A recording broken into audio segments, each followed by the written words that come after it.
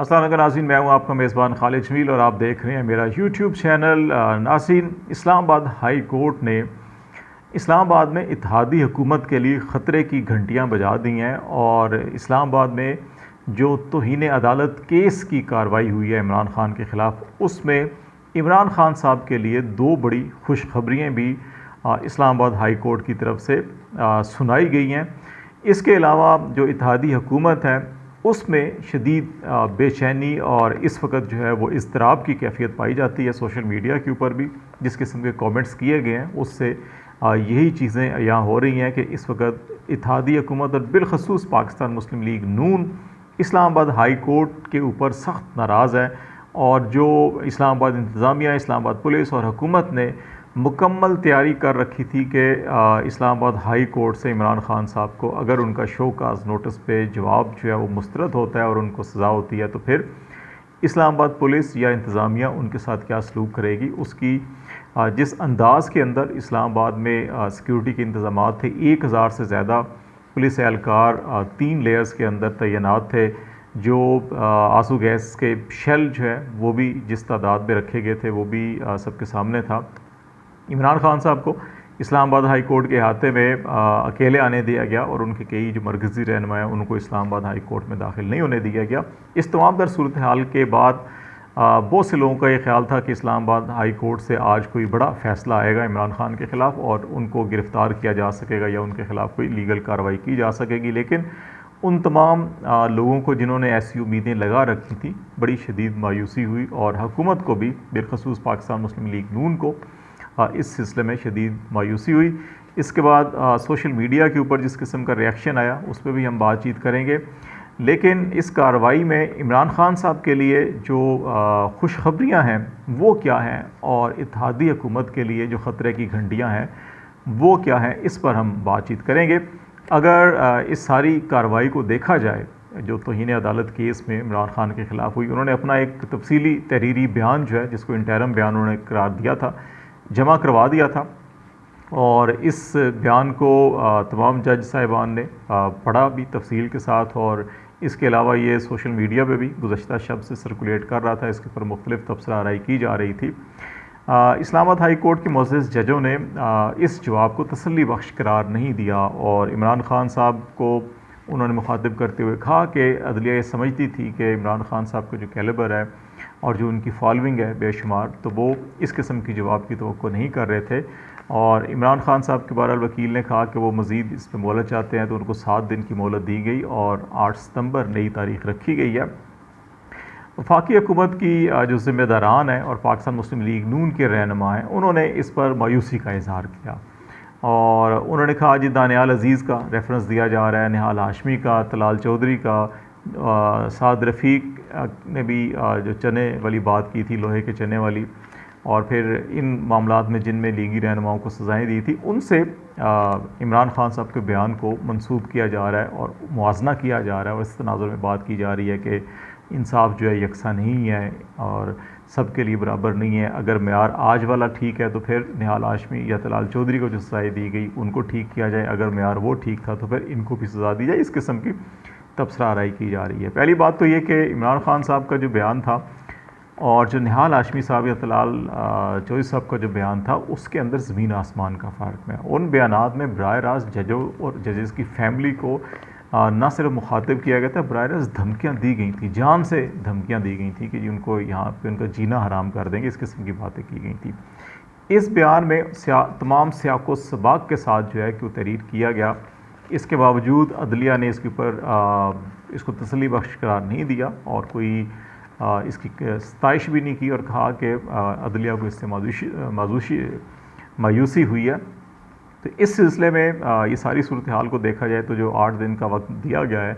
मेरा ख्याल है इसमें इमरान ख़ान साहब अभी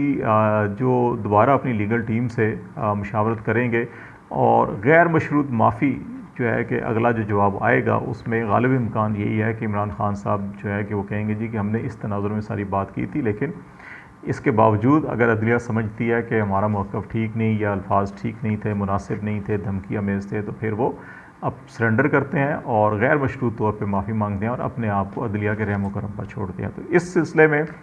माजी में मुतअद्दिद ऐसी मिसालें हैं कि जहाँ पे अदलिया ने दरगुजर किया वार्निंग देकर। और इसमें अगर गिलगित बल्तिस्तान के चीफ जज का मामला अगर देखा जाए, जिसमें साकिब निसार साहब और जस्टिस आमिर फ़ारूक के दरमियान टेलीफोनिक गुफ्तगू और वो जो बेंच की तश्कील और सज़ा के हवाले से ये बात थी, उसके अंदर भी तौहीन अदालत की केस में नोटिस किए गए थे। इसी इस्लामाबाद हाई कोर्ट ने जियो जंग ग्रुप के मालिकान को भी, इदारे को भी नोटिस किए थे, लेकिन उन्होंने भी फिर जब माफ़ी मांगी तो उनको भी दरगुजर किया गया और माफ़ कर दिया गया था। तो इमरान खान ने भी कोई बराह रास्त उस अंदाज़ में कि जी हम आपके अहले खाना को नहीं छोड़ेंगे, आपका जीना आराम कर देंगे, नहीं, बल्कि उन्होंने कहा था हम कार्रवाई करेंगे, हम आपके खिलाफ एक्शन लेंगे। तो वो एक्शन, लीगल एक्शन से मुराद अपनी उन्होंने वजाहत भी की, हमें इसमें ज़्यादा वजाहत करने की ज़रूरत नहीं है। इमरान खान साहब ने इस कार्रवाई से पहले भी हमारी ये राय थी कि इमरान खान साहब को इन जज साहिबा का नाम लेके इस तरह से बात नहीं करनी चाहिए थी, इस तरह से नहीं पुकारना चाहिए था। कोई ये ज़्यादा महज़ब तरीका नहीं था। इसको किसी और डिसेंट वे के अंदर भी बात की जा सकती थी कि हम इस फैसले के ख़िलाफ़ अपील करेंगे। हम अगर जज साहिबान ये जानते बूझते हुए कि तशद्दुद हुआ है, जिनसी तशद्दुद हुआ है, और अगर वो इस किस्म के फ़ैसले करते हैं तो फिर हम उनके ख़िलाफ़ आला अदालतों में अपील करेंगे, या उनके ख़िलाफ़ जो इंज़बाती कार्रवाई कानूनी बनती है उसके मुताबिक हम दरख्वास्त देंगे। तो इस किस्म की गुफ्तगू की जा सकती थी और इसको ज़्यादा कोई तनकीद भी ना की जाती। लेकिन बहरहाल अब ये मामला हाई कोर्ट के अंदर, अब देखते हैं वो क्या फ़ैसला करते हैं। तो जो ख़तरे की घंटी और खुशखबरियाँ हैं इमरान खान साहब के लिए, वो अटॉर्नी जनरल को जो चीफ जस्टिस साहब ने मुखातिब करते हुए ख़ास तौर के ऊपर 2-3 जुमले जो बोले हैं, वो बहुत बड़ी अलार्मिंग सिचुएशन इस वक्त शहबाज शरीफ साहब की हुकूमत का जो इमरान खान और शहबाज गिल और ARY के ख़िलाफ़ जो केस है, जिस बुनियाद के ऊपर जहाँ पे उन्होंने दहशतगर्दी का मुकदमा किया और गद्दारी का मुकदमा किया, उस मामले में जस्टिस अतर मिनल्ला साहब जो चीफ जस्टिस हैं इस्लामाबाद हाई कोर्ट के, उन्होंने अटॉर्नी जनरल को मुखातिब करते हुए कहा कि जो माजी में काम किए जाते रहे हैं दहशतगर्दी और गद्दारी के मुकदमात, अभी भी वैसा ही हो रहा है, आप इसमें नज़रसानी करें। अब ऐसे मौके पर chief justice Islamabad high court ये कह रहे हैं कि आप दहशतगर्दी और गद्दारी के मुकदमात पर नज़रसानी करें, जब इस्लामाबाद हाई कोर्ट के सामने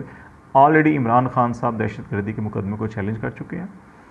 जनरल सेक्रेटरी कौम मुत्तहिदा जो है इसके ऊपर अपना स्टेटमेंट जारी कर चुके हैं, और शहबाज गिल साहब अपनी जो उनके ऊपर गद्दारी का मुकदमा दर्ज हुआ है और जो उनकी ज़मानत जो है कि मुस्तरद की गई है लोअर कोर्ट के अंदर, उसके अपील भी जो है वो इस्लामाबाद हाई कोर्ट में दायर कर चुके हैं। और उनकी अभी जो है कि अगले हफ्ते जो है कि उनकी समाअत होने जा रही है। तो ऐसे मौके पर अटॉर्नी जनरल जो वफाकी हुकूमत का नुमाइंदा होता है अदालत के अंदर, उसको ये पैगाम देना कि आप इन मुकदमात पर नज़रसानी करें, इसका मतलब है कि चीफ जस्टिस का जो माइंड है वो इस सारे केस को देखने के बाद वो ये समझ रहे हैं कि ये जो मामला दहशतगर्दी और गद्दारी के मुकदमात हैं ये दुरुस्त नहीं हैं। तो ये बड़ी अलार्मिंग सिचुएशन इस वक्त शहबाज शरीफ साहब की हुकूमत और उनकी जो लीगल टीम है उसके लिए होगी कि जिस केस के ऊपर वो तकिया करके बैठे हुए थे कि शहबाज गिल को इतना मजबूर किया जाएगा तशद्दुद करके या ऐसे हथकंडे इस्तेमाल करके कि वादा गवाह बने और फिर वो इमरान खान के ख़िलाफ़ बयान दे और फिर इमरान खान को भी इस केस में घसीटा जाए। तो चीफ जस्टिस ने क्लियर कर दिया कि उनके माइंड में इस मुकदमा से मुतल्लिक़ क्या राय है, नंबर 1। नंबर 2, यही जो कमेंट्स हैं ये इमरान खान साहब के लिए भी खुशखबरी का एक जो है इंडिकेशन है कि जो दहशतगर्दी और गद्दारी के हवाले से जो मुकदमात हैं वो भी उनको एक इंडिकेशन मिल गया है कि इस वक्त चीफ जस्टिस जो हैं वो क्या सोच रहे हैं और उनकी अपीलें जब आएंगी तो उनकी क्या राय होगी। इसलिए पाकिस्तान तहरीक-ए-इंसाफ और उसकी क़यादत इस वक्त मुतमईन दिखाई दे रही है, जबकि हुकूमती सफ़ों के अंदर बेचैनी जो है वो आए रोज़ बढ़ती जा रही है। और जहाँ पे UN सेक्रेटरी जनरल भी स्टैंड लेके खड़े हुए हैं इमरान खान के केसेस के हवाले से, इस्लामाबाद के चीफ जस्टिस जो है उन्होंने भी अपनी पोजीशन वाज़े कर दी। अब सारा का सारा मामला जो है कि हुकूमत का जो तकिया और जो बिल्कुल वो इलेक्शन कमीशन ऑफ पाकिस्तान पे रह गया है कि इलेक्शन कमीशन ऑफ पाकिस्तान अपनी फ़ाइनल फाइंडिंग क्या देता है। लेकिन याद रखिएगा कि इलेक्शन कमीशन ऑफ पाकिस्तान का जो फ़ैसला है वो भी हतमी नहीं होगा, उसको भी इसी इस्लामाबाद हाई कोर्ट और सुप्रीम कोर्ट में चैलेंज किया जा सकते हैं और फिर हतमी फ़ैसला इस्लामाबाद हाई कोर्ट और सुप्रीम कोर्ट ही करेगी कि क्या इलेक्शन कमीशन ऑफ पाकिस्तान ने PPO 2002 और पाकिस्तान पॉलिटिकल एक्ट 2017 के अंदर रहकर कार्रवाई की है या उससे बियॉन्ड जाकर कोई बात की है। अगर उससे हटकर कोई बात की गई जैसे कि FII कार्रवाइयाँ कर रहा है तो फिर उनको भी कालादम करार दिया जा सकेगा। अगर उसके अंदर हुए तो फिर सिर्फ फ़ंड मुंजमद होंगे और वो ख्वाब जो इस वक्त देख रही है शहबाज शरीफ साहब की हुकूमत शायद वो पूरा ना हो। फिर आखिरी उनका तकिया जो है वो तोशा खाना रेफरेंस, लेकिन उसके अंदर भी लगता है कोई इतनी जान नहीं है। तो देखिए अभी अगले हफ्ते 2 हफ्ते में तमाम केसेस पे क्या होता है। फ़िलहाल खालिद जमील को इजाज़त दीजिए। अल्लाह हाफ़िज़।